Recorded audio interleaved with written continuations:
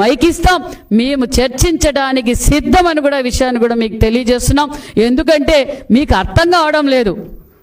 కేంద్రం నుంచి ఏ విధంగా నిధులు వస్తున్నాయి, రాష్ట్రం ఏ విధంగా అభివృద్ధిలో పరుగులు పెడుతుందన్న విషయం మీకు అర్థం కాక, జీర్ణించుకోలేక, ఏం చేయాలో అర్థం కాక ఈరోజు అదేంటి వంశీ గారు అందగాడు, నాని గారు అందగాడు, ఏంటండి మీరు మాట్లాడుతుండేది? ఇక్కడ అందాల పోటీలు ఏమైనా జరుగుతున్నాయా? 5 ఏళ్లలో జరపాల్సిన అందాల పోటీలు.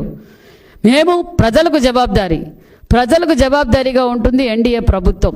ఒక పక్క పోలవరం పనులు మొదలైనాయి, ఒక పక్క మరి అమరావతి పనులు మొదలైనాయి, ఒక పక్క విశాఖ హక్కు, ఆంధ్రుల హక్కు ఏదైతే మేము గతంలో మాట చెప్పామో ఆ మాట నిలబెట్టుకున్న ముఖ్యమంత్రి మాన్యశ్రీ ముఖ్యమంత్రి చంద్రబాబు నాయుడు గారు. ఒక పక్క రైల్వే జోన్, ఏ గ్రామాల్లో చూసినా ఒక పక్క పొలం పిలిచింది, ఒక పక్క పొలం పండగ, ఒక పక్క పల్లె పండగ, ఒక పక్క ఉచిత ఇసుక ఇచ్చాం, అన్నా క్యాంటీన్లు ఇచ్చాం, మెగా డిఎస్సి. ఆ రోజు జగన్మోహన్ రెడ్డి గారు ఏం చెప్పారు?